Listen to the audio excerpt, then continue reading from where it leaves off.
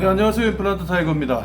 오늘은 카메라 각도가 이렇게 잘 나오는지 모르겠는데요. 오늘은 우리가 은퇴를 하는 나이지 않습니까? 이제 50대면은 다들 은퇴를 준비하거나 아니면 이제 은퇴를 했거나 하는 그런 나이죠. 그래서 새로운 일을 한번 찾아볼까?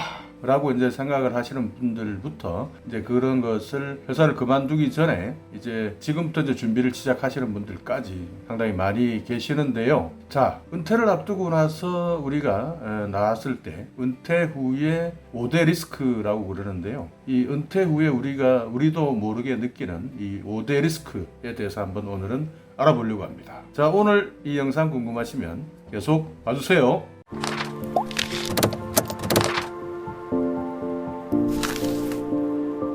일단 결론을 먼저 말씀드리면요. 뾰족한 거 별로 없습니다. 실제로 뾰족한 게 거의 없어요. 그래서 하려고 해도 자기가 스스로 뭐 까먹어도 되는 돈이 충분히 있는 상태라면 여기에서 창업도 한번 해보고 뭐 다른 일도 해보고 하겠지만요. 빠듯하게 지금까지 살아오셨다라고 하면 이 5대 리스크에 대해서 한번 여러분께서도 같이 한번 생각해 보셔야 되지 않을까 싶은데요. 첫 번째는 이 창업 리스크입니다. 자, 우리가 은퇴를 하고 나면요. 야, 정말 지금까지 아침부터 다니던 그런 직장으로부터 갑자기 자유가 이제 주어지는 것이죠. 갑자기 자유가 주어지고 이제 그야말로 한번 내가 내 세상을 한번 즐겨보자. 그리고 이제 뭐 어느 정도 여유는 조금 있으니까 이거 가지고 뭐 직장 생활하면서 해보지 못했던 호사 중에 하나가 또 여행 같은 것들을 한번 다녀와 볼까라는 여러 가지 생각들을 하면서 이제 은퇴를 맞이하게 되는데요. 그러다 보면은 이제 외국 여행 같은데 한번 가보고요. 그리고 내가 또 국내 여행도 한번 다녀보고요. 이러다 보면 시간이 몇 개월이 지납니다. 한 2달, 3달 이 정도 지나면요. 이 대한민국 사람이 이제 좀이 쑤셔서 견디지를 못하는 거죠. 이제 놀 것도 이제 지겨워지는 거죠. 이 노는 게 이렇게 고통스러운가? 아, 이거 노는 것도 이거 계획을 잘 세워야지 잘 놀 수 있구나. 라고 이제 생각을 하다 보면 슬슬 몸에서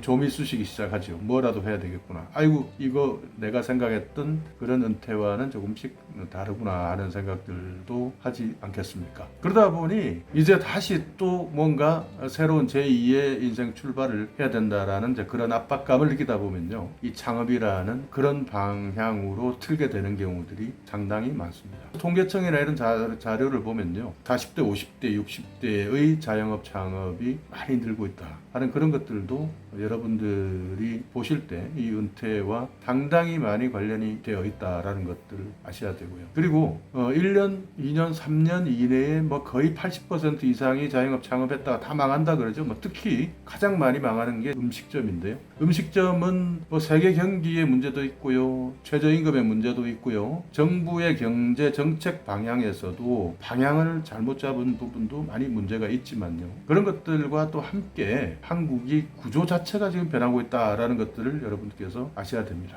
그렇기 때문에 창업 리스크, 이 창업을 하면 10곳 중에서 8곳 이상이 3년 이내에 망한다 라고 다들 알고 있는데도 불구하고 또 창업을 하고 또 창업을 하는 게 지금 현실이거든요. 요즘에 또 발표 나는 것들을 여러분께서 한 번씩 보시면요. 지금 자영업 하시는 분들이 버티고 있는 분들이 보면 대부분 은행에서 빚내서 버티고 계십니다. 영업이 돼서 버티고 계시는 것이 아니라 은행에 빚을 내서 대부분이 버티고 계시는 경우가 많죠. 그리고 그런 분들이 지금은 표시가 안 나지만요. 나중에 조금이라도 더 경제적으로 충격이 온다라고 하면은 지금 바로 금방이라도 쓰러져 버릴 수밖에 없는 그런 자영업에 종사하시는 분들이 은퇴 이후에 그렇게 지금 대한민국에 많이 있으십니다. 그럼에도 불구하고 방금 말씀드렸던 은퇴 이후에 준비 없는 창업, 이 창업을 하셔가지고 결국 나의 노후 대책도 완전히 물거품이 되고요. 내 모든 노후의 계획 자체가 물거품이 되어버리는 그런 경우가 많기 때문에 이 창업이라는 것을 시간에 쫓기고 또 다른 할 일이 없어서 막상 한번 해보지 그거 뭐 나한테는 괜찮을 것 같아 라는 어떤 그런 준비 없는 창업을 통해서 나왔다가는 백전백패 할 수밖에 없다는 것. 그래서 이 창업 리스크가 은퇴 이후에 벌어지는 리스크 중에 큰 것 중에 또 하나다라는 것들 여러분께서도 참고하시면 좋겠고요. 꼭 창업을 하실 때는 정말 여러분이 발로 뛰셔서 확인을 하시고 절대 최근에 유행하고 있는 자영업 컨설팅이라고 있습니다. 이런 분들에게 상담을 하시면 절대 안 되고요. 여러분께서 직접 발로 뛰셔서 입지를 보시고 그리고 여러분이 어떤 종목을 택하시든지 여기에 대해서 여러분이 내 스스로가 나 스스로가 직접 할 수 있는 부분은 어디까지가 내가 할 수 있는 것이냐라는 것을 여러분께서 판단했을 때 적어도 절반 이상 아니면 3분의 2 이상 잘한다면 내가 혼자 다 할 수 있는 그런 정도의 수준까지 갔을 때에 창업을 하시는 게 맞지, 내가 할 수 있는 것이 없고 남들에게 다 맡겨서 해야 된다라고 한다면 정말 이 창업이 이 폭탄을 들고 불구덩이로 뛰어드는 것과 같다 하는 것들 참고하셨어요. 이 창업 리스크에서 여러분께서도 무사하시기를 바라는 그런 마음에서 말씀을 드리고 있습니다.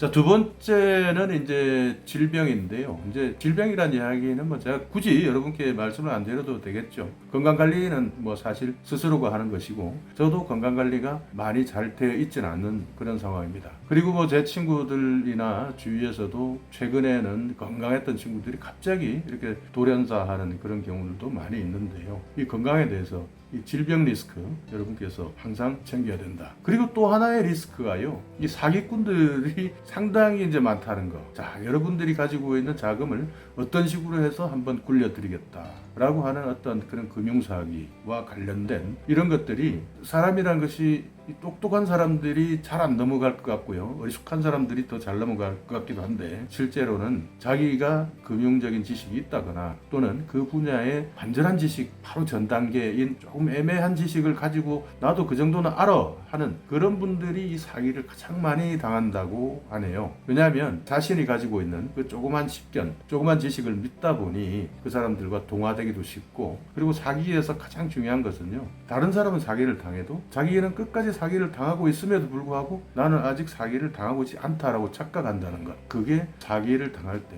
가장 많이 당하는 유형 중에 하나라고 이야기를 하니까요. 자, 은퇴 이후에 사기를 당하지 않는 방법은요, 스스로 직접 알아보고 직접 찾아보고 직접 주위에 있는 정말 믿을만한 전문가를 찾아가서 해야지, 먼저 여러분에게 접근하는 그런 금융과 관련된 사기 쪽에서는 여러분들께서도 정말 눈 뜨고 코 베어간다라는 이야기가 있지 않습니까? 여러분께서, 저도 그런 부분에 대해서 가끔씩은요 이야기를 듣다 보면 그런 사람들의 이야기 속으로 빨려 들어갈 때가 있다. 긴장감을 불어넣으면서 지금 안 하면 기회를 마치 놓치는 것처럼 자꾸 옆에서 다그친다는 것이죠. 그러다 보면 스스로도 이거 나한테 기회가 온 것을 지금 잡지 않으면 안 되겠다 하는, 스스로도 조바심이 나가지고 그 사기에 스스로가 빠져들어간다 하는 그런 부분을 여러분께서 좀 명심을 하시고 계신다면, 이런 또 은퇴 후에 오는 이 사기꾼으로부터의 사기 리스크, 이 부분에 대해서도 여러분이 충분히 대처하실 수 있지 않겠느냐 하는 그런 생각을 가지고 있습니다. 다음에 또 하나의 리스크는요, 황혼이혼이 요즘에 엄청나게 많이 일어나고 있지 않습니까? 최근에 발표된 통계청에서 보면은 2047년 정도 되면은 한 집 건너 한 집 혼자 사는 노인이 있는 집이 된다라고 이야기를 하는데요. 초고령 사회라 그러죠. 이 초고령 사회가 지금도 사실 이제 초반 단계에서 이미 진행 중에 있지 않습니까? 그런데 저도 부모님을 모시다 보면요, 참 두 분이 계시면서 외로움과 적적함을 달랠 수 있는 이런 부분들이 있지만, 참 요즘에는 혼자 사시는 노인들이 그렇게 많습니다. 그리고 그런 부분들이 쓸쓸히 이제 고독사를 하셔서 나중에 장례식도 제대로 치르지 못하는 그런 노인들이 지금 많이 늘어나고 있는데요. 그렇기 때문에 이 황혼 이혼에 대한 리스크도 여러분께서는 크게 한번 고민을 해보아야 되는 리스크 중에 하나다. 그런 위험으로부터 벗어나기 위해서 여러분께서도 이런 부분까지 다 고민을 하시면서 평소에 다 대처하고 고민할 수 있는 그런 준비가 필요하지